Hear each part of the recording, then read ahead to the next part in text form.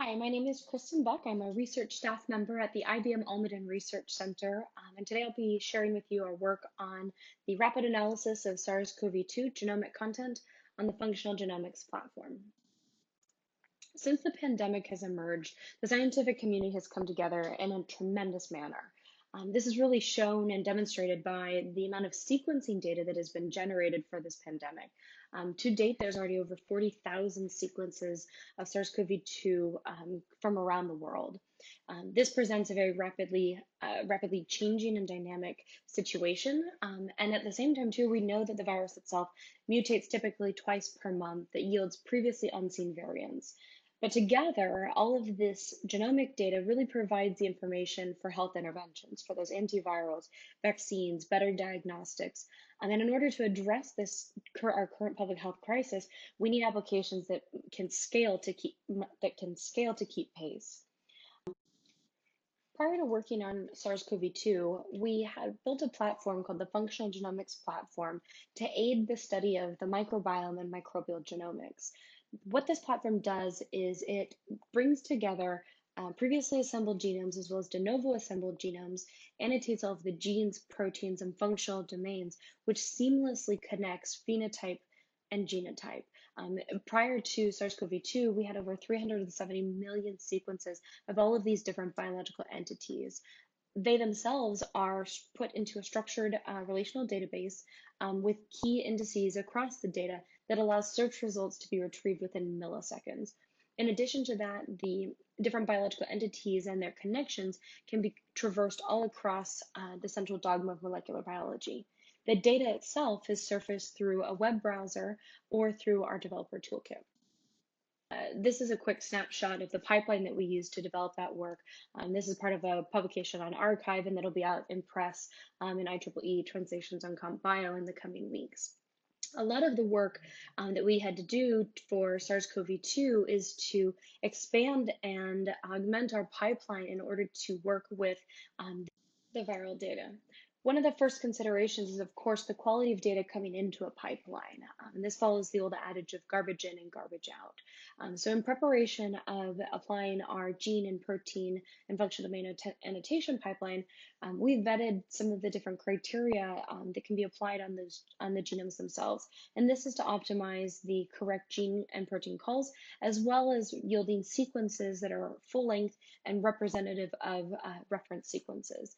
In this case, we found that the most optimal criteria to be applied to a genome is that it has to be greater than 29,000 base pairs in length, in alignment with the size of the known size of the genome, as well as having less than 1% ends, and meet the criteria that GSET has put into place called the high coverage definition, and that is that it needs to be less than 0.05% mutation density in coding sequences with no unverified indels in relation to all of their data.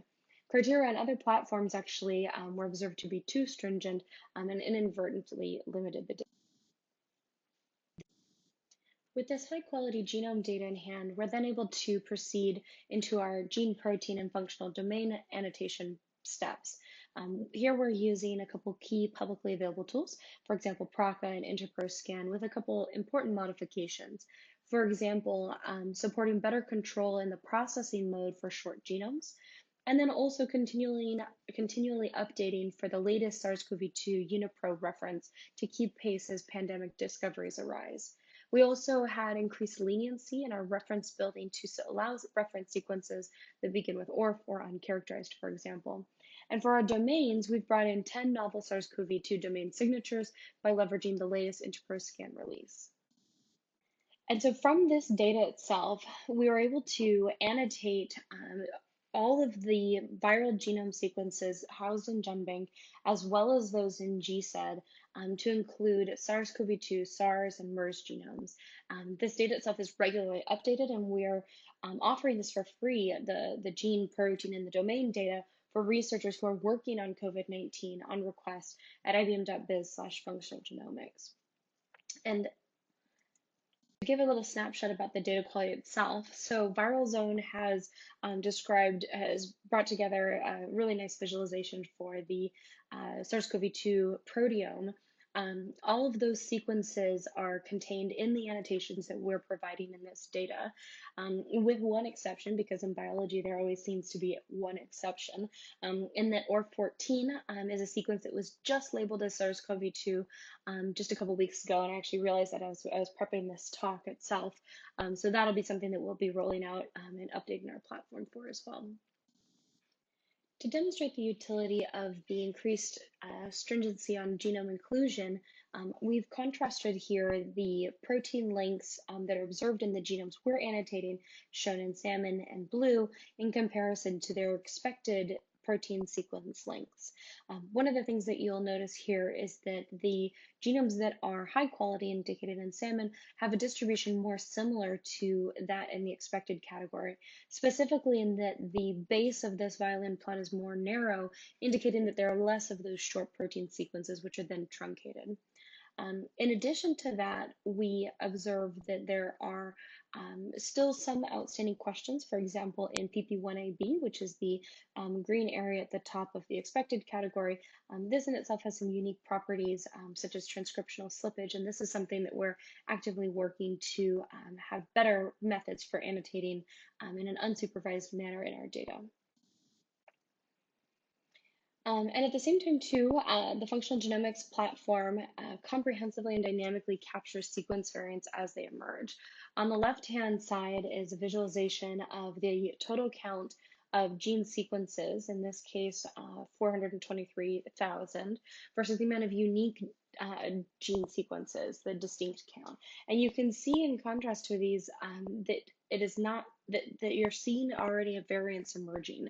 And you can contrast those across the different proteins that are present. So you see high rates of mutation in replicase polyprotein 1A and 1AB, of course, which are some of the longer proteins, but also nucleoprotein ORF3A, where some other proteins have a very low rate of variants that are present. This data itself provides high quality, diverse training data for AI and also traditional comp bio or bioinformatics methods that can be used to for classification tasks, for observing enriched sequences such as the motif that we've calculated here on the bottom, and so forth. So with that, I would like to thank you for taking the time to listen to my poster. And if you're curious, you can go check out more at ibm.biz/functional-genomics. Thank you.